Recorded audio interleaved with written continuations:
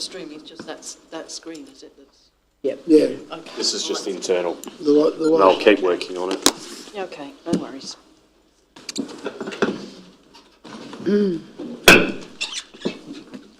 Welcome everybody. I must declare the meeting open and advise that the meeting will be recorded to assist in the preparation of minutes and to allow for live streaming. The Circular Council acknowledges the North West Tasmanian Aboriginal people as the traditional custodians of the country on which we stand, meet and play. We recognise their continuing connection to the land, waters and community. We pay respects to elders past, present and emerging. Attendance, we're all here. I'll ask you to be standing for prayers, please. Tonight we pray for wisdom and clarity in discussion and debate. We ask that your light shines in our hearts and illuminates the decisions made here tonight on behalf of our community. Thank you. Go not too late now. Right, so we're all here. No apologies, no leave of absences. Could I have a mover and seconder, please, that the minutes of the ordinary meeting on the 15th of February be confirmed? Thanks, Councillor Debner. Thanks, Councillor Collins. Put the motion. Those in favour? Aye. Against? Carried. Declarations of any conflict of interest? None, thank you. 4.1, Mayor's Communications. There's a list of meetings and things there. Anyone, any questions or comments on that?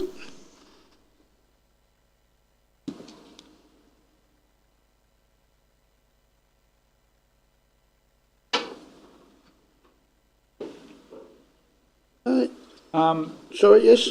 The Mayor's meeting with Queenstown, was that Sorry, productive? yeah, no, that was cancelled at the last minute.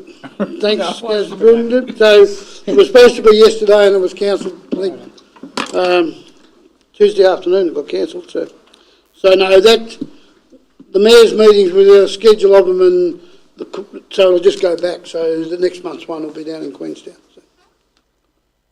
So. Councillor Hine? Yeah, the Justice Investment Community Workshop. Yes, that's through Di Bordock, and they're getting some funding, and it's around the reassimilation of people after they've been in prison, etc., and how they can reassimilate them back into the community. They had quite a few down there. I was trying to think.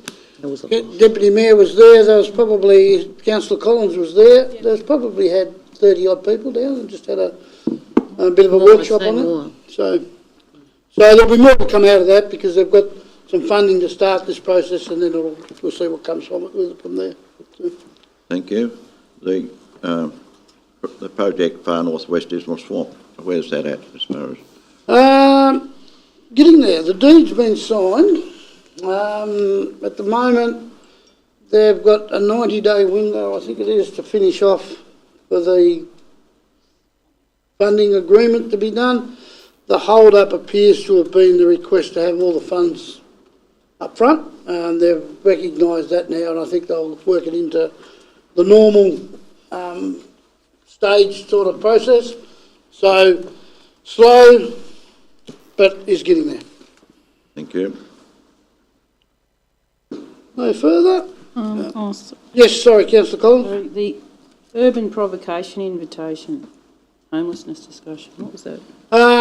CCA run provocations, what they call provocations. They're just round table discussions. They have a couple of guest speakers about varying things. This one was about homelessness. It's really designed to create a discussion, basically. They had I can't think of his role, but one from the Ulverstone Council, because they had some real problems in this area when the Penguin, where they was parking at the Penguin Caravan, well, we're free parking at Penguin there, where they was going to do a development. and they went to move them on, they found that there was a heap, had nowhere to go, and someone driving around in all sorts of problems. So I was talking about some of the ways they went about solving that problem and stuff. Interesting, but very hard one, because you've got to wrap so many services around people like that, or places like that. I shouldn't say people like that. Places like that, situations like that, to be able to handle it. So it's interesting, but not sure where we can go with it. Councillor Flowers? Yeah, on the 1st to the 3rd, you had where is it, Liberal candidate meeting. Is that just to see what we can achieve if they're lucky enough to be elected? Pretty much. It was just a meet and greet. Councillor Hine was actually taken around, so we met down in the GM's meeting room down there, and it was really just to chat and see what, she had our list of doodads, what else you could do. Yep. It was just that type of meet and greet. Yep, no, that's okay. Thanks. Thank you. No reports, but there's... Oh, I do. Thank you, Madam GM. Could I have a move in a second that they be noted, please? Thanks, Councillor Flowers and Councillor Collins. Put the motion. Those in favour? Aye. Against, carried. 4.2, there's nil. 4.3, there's the workshops, which we've been through there. So I'll need a move in a second that they be noted as well. Thanks, Councillor Hine. Second, Deputy Mayor. Put that motion. Those in favour? Aye. Against, carried. No public five, they're all nil. 6 is planning authority, which is nil. 7-1 nil, 7-2 nil, 7-3. Councillor questions without notice. Councillor Hine. Thank you. Could I request from this council's executive staff to provide me with a copy of the documentation that the previous council had, including the actual minutes that relate/refer to the establishment of the Circular Head Roadkill Mitigation Working Group. Of particular interest is anything prior to November 30, 2022. 2. Can we, as councillors, be given an update of the numbers of roadkill of Tasmanian devils from the date the new road speeds were approved and signage relating to that were installed?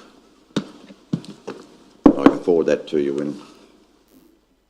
So there's 2 questions there, Councillor Hine. Yes, thanks. So the copy of the documents and minutes referring to the setup of the working group. Yes, thanks. And I know they're working on the latest as far as the roadkill, so we'll take that on notice as well and come back once we get them. We did do a little bit because I was expecting. For year 2022, there's been 51, which is slightly lower than the year before. Bear in mind that the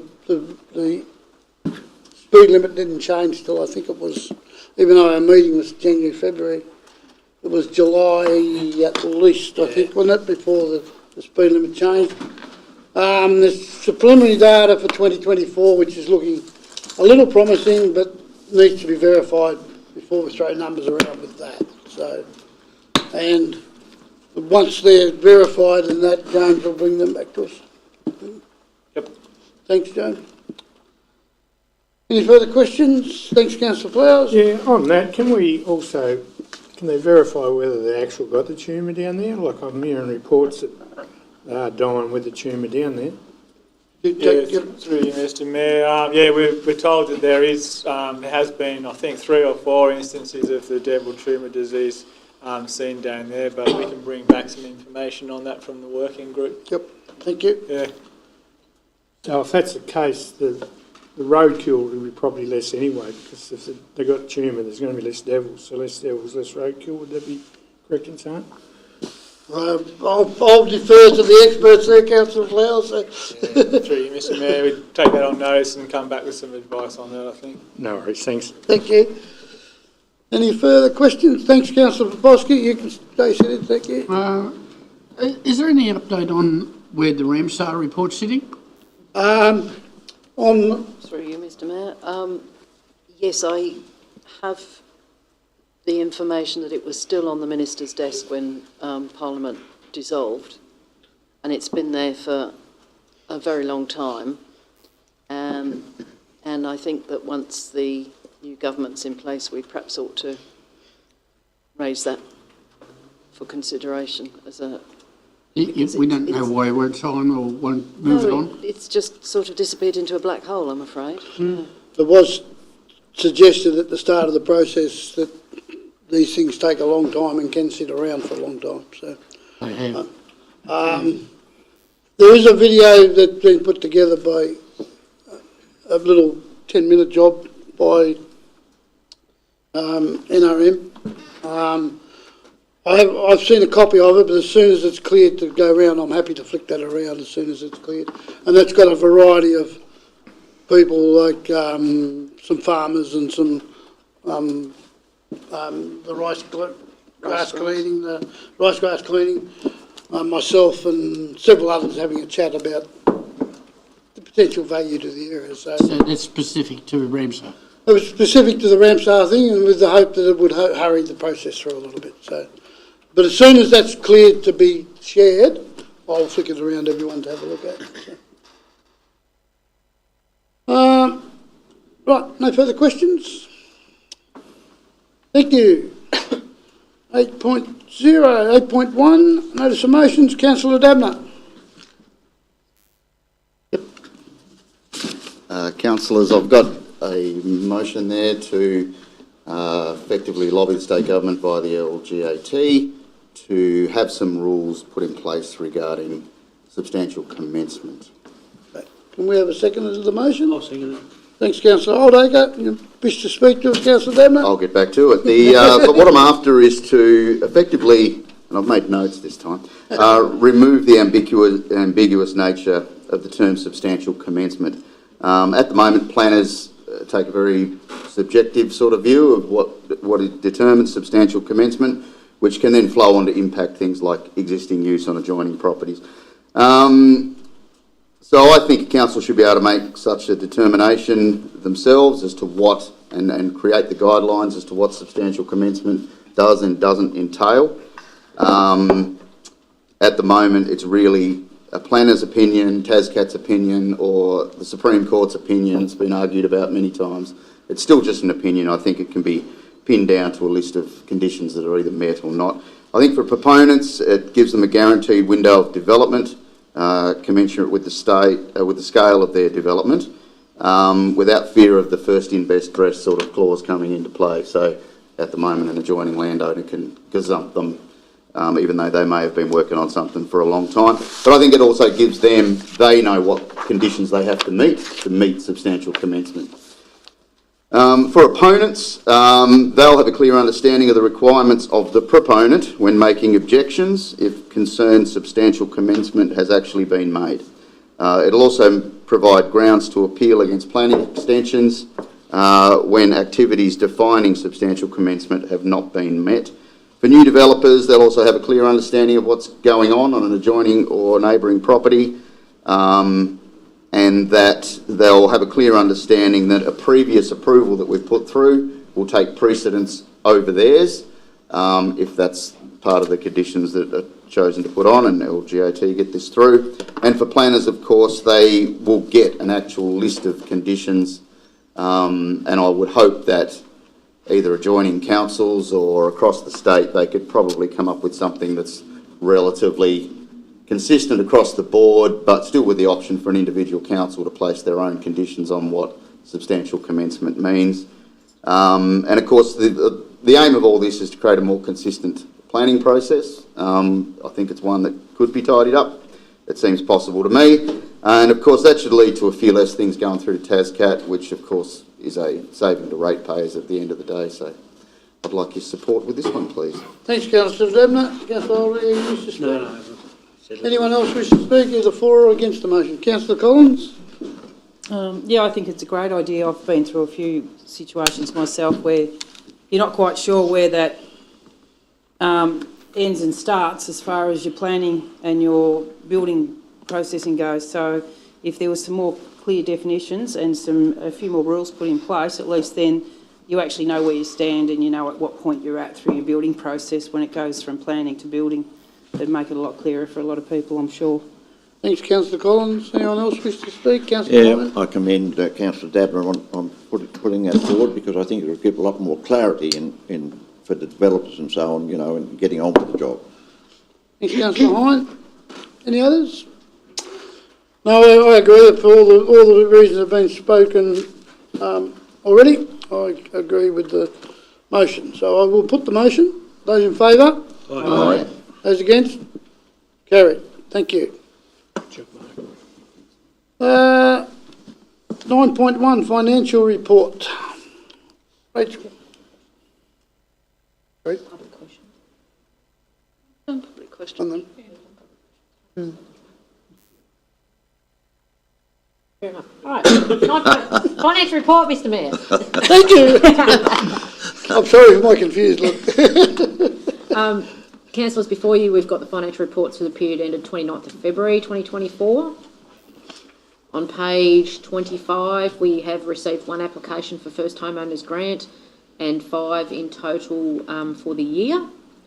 We then have the profit and loss statement or the comprehensive income statement with actual year-to-date surplus at 734,000 compared to the annual budget of a loss of 625. In terms of the statement of financial position, we have community equity of $271.8 million. In terms of statement of cash flows, we've got a current bank balance of 17.8 million, and we should in the next month or so. We haven't received any roads to recovery funding for the last year and this year, so we should get a nice a double lot of payments there this year, about 1.6 million. In terms of receivables, we've currently got a proportion uncollected of rates of about 6.23% compared to 6.15% last year, so about on par. And then we have the area reports based upon our service area. So I'll present that for Council's consideration, Mr Mayor. Thank you, Rachel. Any questions? Yes, Councillor Dabner. With the money that state growth owes us, and I know I've asked about it in the past, Yep. how long has that been outstanding? And we've reissued the invoices? Yes, we have. I know. Was there some alterations or adjustments? No, there was none. What happened was that, through you, Mr Mayor, the invoices were actually raised on 30th of June upon advice from the department last year. So they were raised, but then they were raised in error because it was supposed to be in the next financial year. So it's like they've been there sitting there forever, but they actually weren't ready to be raised at that point in time because of the grant deeds. So we had to then do a credit note and then reissue them again, which has only just been reissued in February, and they're due at the end of March. So they should be in the next few weeks. So if they're still in there at the end of March reports, then we've probably got some issues. So we'll chase that up. But we're on top of it. Thank you. Any further questions? If not, can I have a mover and a seconder for the report? Thanks, Councillor Dabner. Second, Councillor Collins. I'll put the motion. Those in favour? Aye. Against? Carried. Community grants. Deb. Thanks, Mr Mayor. The report is for the 2023-2024 Community Grants Round 2, and that's to approve funding for the following organisations: the Circular Head Aboriginal Corporation, that's to assist with developing an Aboriginal display at the Circular Head Heritage Centre, the museum. The next one is for the Circular Head Heritage Museum for boxes for protection of textiles and clothing. The third one is for the Circular Head Men's Shed to purchase new equipment and undertake some training for safety requirements. And then it's the Eminent Park Ladies Auxiliary for the replacement of the coffee machine in the Memory Lane coffee shop. And the Rocky Cape Lions Club to assist with bus and venue hire for their Lions Club Tasmania District Convention Bit of in exit itself, I think. Smithton. And the last one is for Theirs Incorporated, that's a mental health organisation, to assist with costs to host guest speaker for mental health forums to be held in local high schools in Circular Heads.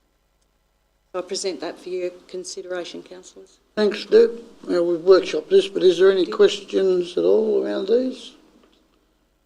Not, I'll ask for a mover. So moved. Councillor Aldaker, seconded by Councillor Flowers. If there's no debate, I'll put the motion. Those in favour? Aye. Against? Carried. Thanks, Vanessa.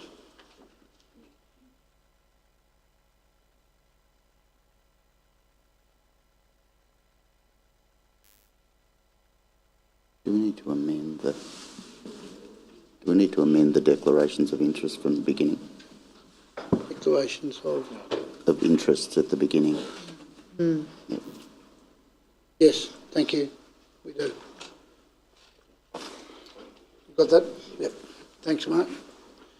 Right, now 9.3. Zali is very thankful, and the parents are very thankful, or the family is, about the willingness of council to support this. And I commend, because I was out of the room, the willingness to do so as well. But in discussion with her teachers, when this thing is on, it's in a pretty important phase of their exams and things like that through their schooling, and where she's headed in what she wants to do into medicine, she needs to get quite high points. So their advice is that she doesn't take this on, but actually concentrates on the schooling to get those points. She can apply for this for another couple of years in at her age, but she's made the decision, and I suggest it's a mature decision, to actually concentrate on getting those points up so that she can move on to do what she wants to do. So with that said, 9.3 is withdrawn. But the family is very, very appreciative of the support that was shown. So, 9.4, Senior Manager. Thank you, Mr Mayor. I'm actually going to defer to Deb because most of the items are in her purview. Thank you. Councillors, just a few highlights within the report. Our Community Connections roadshows have been occurring. We've just completed the 7th one, and our last one will be in Stanley on Monday. They've been positive. We haven't had great numbers attend, but the people that have been there have certainly enjoyed connecting with the local service providers that have been coming with us all over the district. So that's been beneficial. We had a really great turnout for the International Women's Day event. Over 110, 120, I think, people attended that. So that's growing, seems to be growing every year. Just a couple of highlights with the youth leaders and our youth advisory committee. They were involved in the Relay for Life event, which was great to see. And also they're very busy now organising for the Youth Fest event, which will be held on the 12th of April at Riverbend.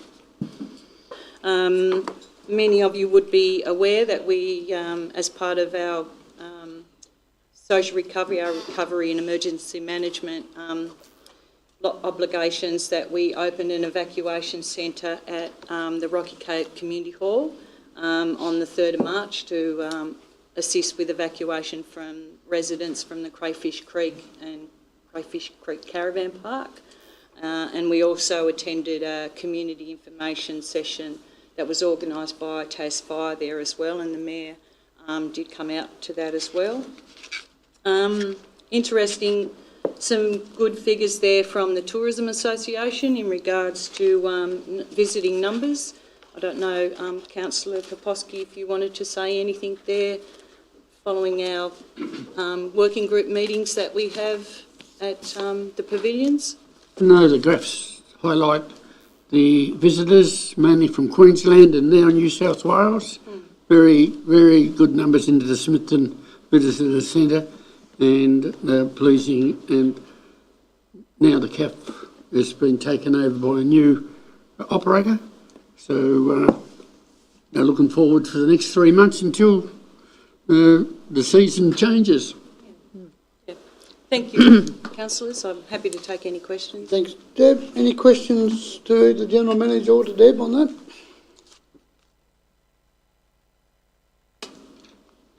If not, could I have a mover? And thanks Deputy Mayor, seconder, thanks Councillor Popovski. No debate, I'll put the motion, those in favour, against, carried. 9.5, we have minutes from the Outdoor Area Management Committee and the Circular Head Wellbeing Collective meetings. So questions or comments on those?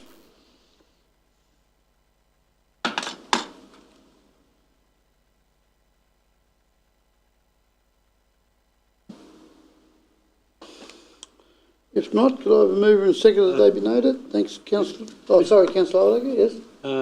There needs to be in the outdoor area management, there was an annual meeting in there, that needs to be, so there needs to be two separate motions. Right, okay, so then can we have a motion then just for So the... moved. Thanks, Councillor Oldacre for the outdoor one, a seconder. Thanks, Councillor Hine, I'll put that motion. Those in favour? Aye. Against, carried. Could we have another mover? Of the ratify the office bearers. Oh, ratify the The office. office bearers, Sorry.